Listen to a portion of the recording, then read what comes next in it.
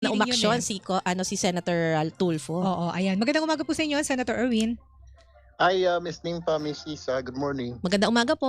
Good morning po. Sir, kaagad po, tama ho ba na nagkakaisa naman ho kayong mga senador na sumusuporta doon po sa kagustuhan ng Pangulo na tanggalin sa ating binabayaran sa kuryente yung system loss at kasama nitong buwis?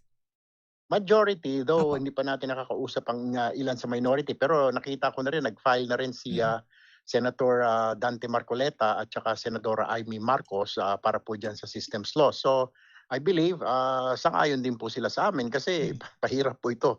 Sino naman po ang hindi sasang-ayon dahil mukhang pahirap po ito sa mga kababayan natin. Mantakin mo, Isa, Nimpa, hindi pa dumarating sa bahay mo or ninakaw yung papunta sa bahay mo, i-charge sa'yo. So, parang unfair naman. Opo. Opo. Meron po ba kayong timetable, Senator Yan. Tulfo, kung kailan po ito maisa sa katuparan, kumbaga magiging ganap na batas? Mabilis ito kasi yung tumatakbo na rin yun sa Kongreso, si House Speaker at saka si Majority Floor Leader, nag-file din sila doon sa, at marami silang mga nag-file din after ng SONA. Tayo ay, so gumulong na ngayon sa atin, ang gusto ng Malacanang ay isang hearing pa and then dadalhin na sa TWG. So mabilis ito, ganun din yata ang plano sa House. So baka hopefully by around pinaka-latest na siguro first week ng September, yan nasa table na ng Pangulo. Opo. Bali, ang linawin lang din po natin, ang focus po muna nito ay yung pagtanggal po ng system loss kasi baka yung ibang mga kababayan natin may mga nasisilip din kasi na iba pang mga sinisingil, Oo. di ba, sa ating mga electric bill. So system loss po muna tayo, sir. Systems loss lang muna ang pinag-uusapan natin, bagamat may mga resistance sa mga distributor, malulugi daw sila. Paano naman ika yung consumer, sinisingil mo sa amin, parang sisingil mo sa amin yung ika nga nawala sa iyo, bakit kami ang magbabayad? So nagkakaintindihan naman kami sa Senado, I believe pati sa Kongreso, na napapanahon na kasi for the past 20 years, Isa and Nympha, Opo. naabuso yung mga kababayan natin, bayad tayo ng bayad na hindi natin alam. So ang pinag-uusapan ho natin dito, Senator Erwin, ay yung system loss, dun lang po ba sa distribution? Kasi ang alam ho natin ay 3 stages yung kuryente, generation, tapos transmission, and then distribution. Along the way, pare-pareho ho ba na may system loss yan? O nasaan ho yung system loss na ating, na inyo pong tinitingnan para tanggalin?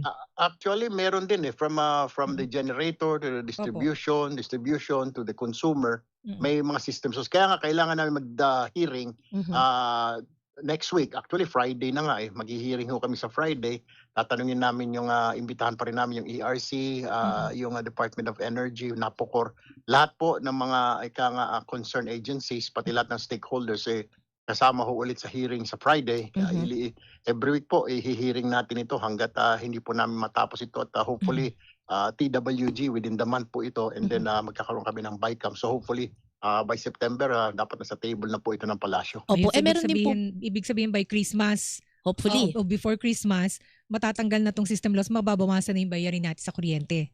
Exactly, yun naman ho talaga yung objective na hindi ho siya kalakihan pero unfair naman po maaring pagtitignan mo sa bill na sabi na 50 pesos 100 lang yan, pero kung sa mga mahirap nating kababayan kasi Isa, Nimpa, malaking bagay na yung 50, 100 piso Opo, totoo marami po. na ilang 2 kilo ng bigas pa rin mabibili nila dyan or ika nga 1 litro ng gasolina or diesel pa rin yan. So malaking bahagi yan kahit na titignan mo na 50 lang yan, 100 lang yan, wala naman yan.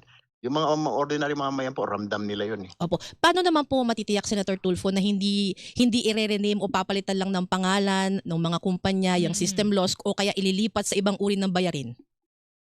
Yan ho, ang trabaho na po ng ERC. Kaya nga po, kasama po sa pagdinig ho natin nung tayo mag-take over ng Energy Committee. Kasama po yan, nag-hearing na po tayo, unang hearing.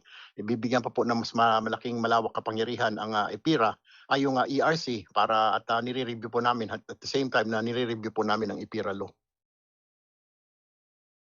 Senator, sino po ang magbabayad? Sino na mag-shoulder ng system loss? Kasi yun po yung concern ng... Ma'am, hindi ho nating kasalanan ho yun. I mean, bakit ho pagbabayarin ng gobyerno o ang consumer? Ganito lang ho yan, Nympha and Isa Parang ikaw, nagpa-deliver ka ng pagkain, alright? Doon sa Grab, din papunta sa'yo. Na hold up o hinarang yung Grab rider. Ibig sabihin, pagbabayarin ka nung na-hold up yung Grab rider, parang hindi naman ho yata tama. O nagpa-deliver ka po sa Shopee, pagkatapos along the way, na-hold up o na-disgrasya, nakuha yung ino-order mo na damit o gamit, ikaw ba magbabayad? Kaya nga po yung nakakadismaya ho ito eh. Hindi ho nasilip eh.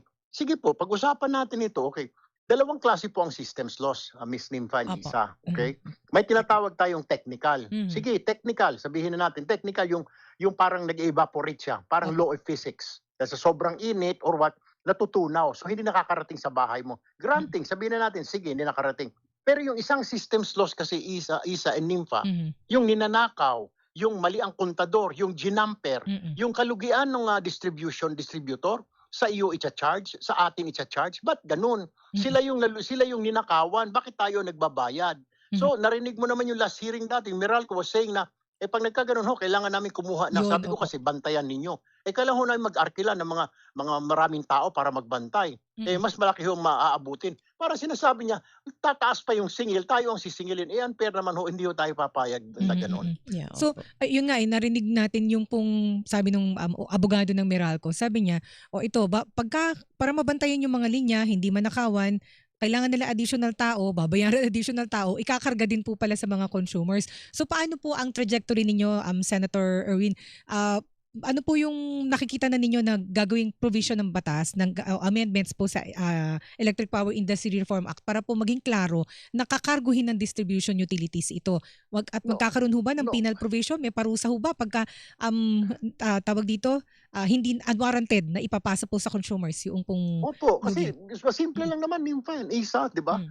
Kung may tindahan ka, na-hold up ka, lagi kang na-hold up, di maglalagay ka ng gwardiya, di ba?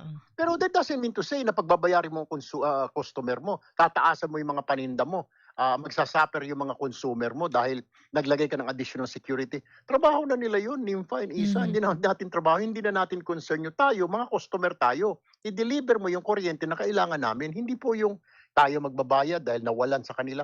Opo, maglalagay ho tayo ng mga penalty at ang magbabantay po dyan yung ERC, yung Energy Regulatory Commission. Ayun, oho. So, sa mga susunod na araw po magkakaroon pa kayo ng pagdinig and then sabi niyo po Sa Friday po, Ayan. puno po kasi sa Thursday, marami hong committee Mm-mm. maghihiring.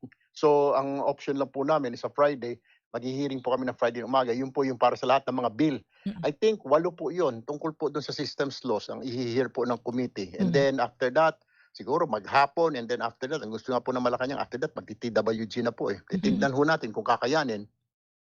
Ayun, opo. So, ang titingnan po system loss, lahat po yun, yung transmission, una muna generation and then transmission and distribution, yung system loss po ng tatlo. Tama po. Pero may mga susunod pa po na pagdinig pa rin kasi may reklamo din ho na kaming natanggap doon daw po sa Visayas.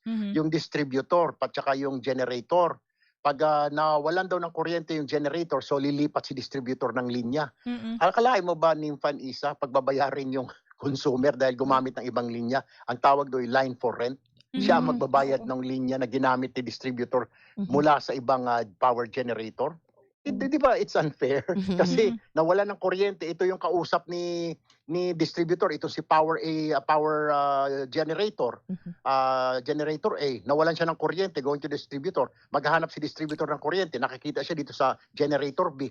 Yung linya ni generator B papunta kay distributor, may magbabayad ang consumer. Lahat na Nangyayari pasa. po yan sa Visayas. Oo. Sir, meron pa nga po ako nabase. Sabi ng National Electrification Administration, yun daw, merong mga electric cooperatives, idinadaing hindi nagbabayad yung ilang politiko at LGU ng kuryente. So, ikinakarga nila sa mga consumers. Ba? Yan nga po ang ating sisilipin pa ho na ika nga na maghihiring po kami. Tutuldukan na natin yan. For the past 25 years, I think IPIRA's been there for 25 years. Wala pong sumisilip kasi every time na susubukan, hinaharang, may mga ika nga lobbyist, may mga kumukontra na politiko. Ngayon, mismo ang Pangulo na. So, mayroong backing ng Pangulo. Kaya, syempre, magdadalawang isip na yung mga politiko na kukontra, yung mga magla-lobby group na yan, instruction na po ng Pangulo yan, malinaw pa sa sikat ng araw. Marami hong tumatawag sa akin, sabi ko, boss, kausapin nyo lang po ang Malacanang dahil sila po ang gusto po nito na alisin po talaga itong systems law. So, hindi na po nila ako ginagambala. Pero yun nga po, no, nabanggit yun, may mga naglalabi. Pero paano po kapag may mga kumpanya talagang gagawin ang lahat para maharang tong pagtanggal sa systems laws? Magsasalita po ako sa programa ninyo. Papangalanan ko po yung mga kumpanya na yun. Sabihin ko itong mga Judas, Hestas, Barabas na kumpanya na ayaw pong makisama sa paghihirap ng taong bayan. Nakakalimutan yata nila, Isa and Nympha, meron silang social responsibility, di ba? Naghihirap na yung paligid, makiisa naman sila, di ba, sa community. Kailangan ba naman sila lang o yung mayaman? Merong isang kumpanya dyan, nag-post ng ilang billion yung kanyang profit. Baka pwede naman bawasan, di ba? Na baka pwede ba next year 500 million na lang yung profit mo, huwag namang 1 billion. Ipinagmalaki pa yon. Oh, kita mo naman. Tapos naghihikahos ang sambayanan. How can you? Nasaan yung tinatawag mo na social responsibility mo? Yung community mo naghihirap, naghihikahos. Ikaw may profit ka na 1 billion.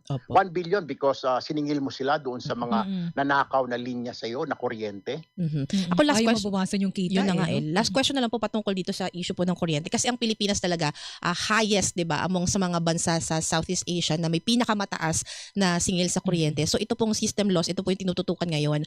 Ano po yung ma-assure nyo po sa ating mga kababayan na kumbaga umpisa lamang to, marami pa kayong gagawin, nasisilipin, hindi lamang po itong IPIRA, kundi iba pang mga bagay-bagay na nagpapataas talaga sa singil sa kuryente po? Yan, kasi gumagamit sa atin coal at saka fuel ang ginagamit natin. So, pag nagtaas yung fuel sa ibayong dagat, apektado. Kaya nga siguro kailangan na ho natin na iinganyo pa yung mga marami pong gusto mag-invest sa renewable energy, yung wind na kung tawagin, taka hydro, thermal. Yun ho siguro, and then we have to start looking na rin po siguro dito sa nuclear energy kasi yun po talaga pinakamatipid. Kasi kung patuloy po tayong aasa sa mga fuel, aasa po tayo sa mga coal, wala mangyayari dahil tumataas po yan. We are at the mercy of these countries na nagbebenta po ng mga fuel. Kung lagi tayong aasa sa mga bunker fuel, wala ho talaga. Pero marami naman ho tayo. May mga solar po. Meron na ngayon mga solar. Meron na po ngayon mga wind turbine. Mahangin din naman po dito sa atin. So bakit hindi ho natin i-explore at papalawigin pa yung renewable energy? And then, Senator, bilang chairman po ng Senate Blue Ribbon Committee, Ang busy ni Sir, no? Oo nga Ano ho ba ang plano, Sir? Magpapatawag pa ho ba kayo ng pagdinig sa flood control scam o ipauubayan na ito sa Office of the Ombudsman?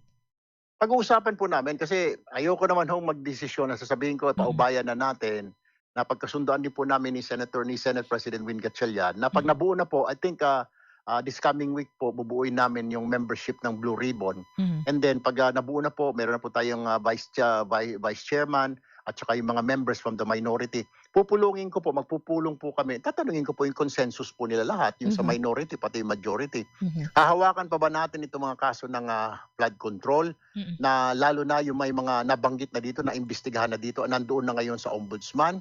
Or tuloy-tuloy lang, imbestigahan pa rin natin? O pwede bang ibigay na lang natin sa ombudsman? So, papakinggan ko po yung decision po ng majority at minority group po ng Blue Ribbon kung paano po itong direksyon. Kasi ma'am, sa ngayon ang dami ho namin ginagawa. Meron pa ho tayong impeachment trial.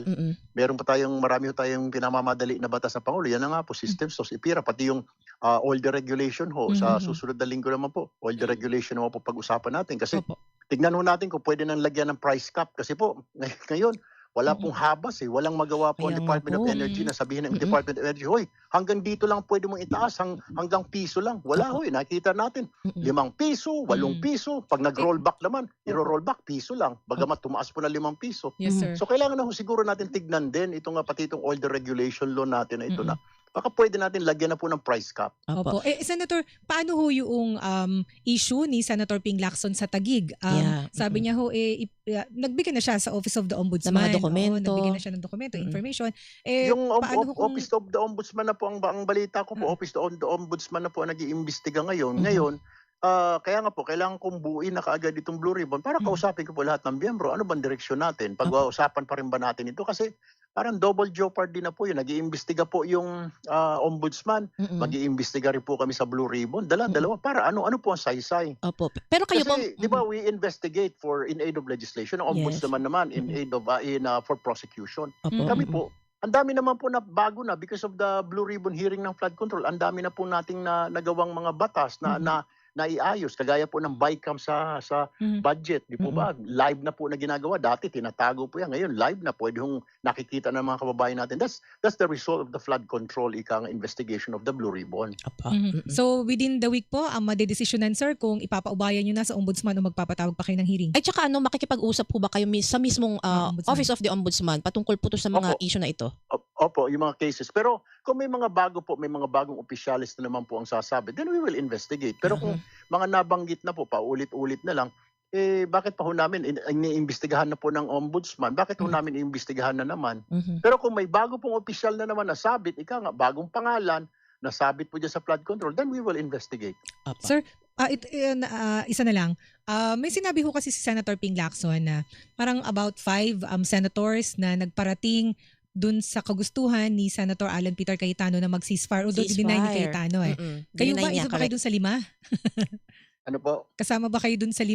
O sinasuggest nyo ba mag-ceasefire sina Senator Alan Peter Cayetano at Senator Ping Lacson? Sa totoo lang po, na-brought up yan doon po sa caucus ng majority. Halos kompleto po kami lahat nandoon. May nag-bring up niya na gusto raw po. Hindi naman ceasefire, kundi let us just work together. So parang inaabot yung kamay. Majority doon sinasabi, why not, di ba? Para wala nang gulo, let's just work together. Sino nagsabi po nun, sir? Para matapos nito, imbis na magbangayan tayo ng magbangayan, banatan tayo ng banatan, o bakit di na lang Google natin yung oras natin sa impeachment trial at saka sa mga mga batas na nakabinbin dyan ngayon. So, doon sa grupo ng majority, maraming agree na, sige, mag-usap na lang tayo and then let's move forward. Opo. Kaya lang, sir, dininay naman ni Senator Alan Peter Cayetano na humingi siya ng ceasefire. Hindi daw sa kanya nanggaling yung term na ceasefire. Meron siguro, baka doon sa mga doon sa kanilang messenger, baka doon sa messenger nang galing yon. Baka hindi ceasefire ang pagkasabi. Opo. Meron po silang mga messenger. Kami may messenger rin papunta doon sa kanila. So, ewan ko, baka somewhere along the way na iba yung wording. Pero, yun ang pagkaintindi ko na let's just work together. So, pumarami naman sa amin na pumayag. Well, sige, why not? Di ba? Bakit? Para makatrabaho na tayo. Imbis na magbangayan tayo na magbangayan.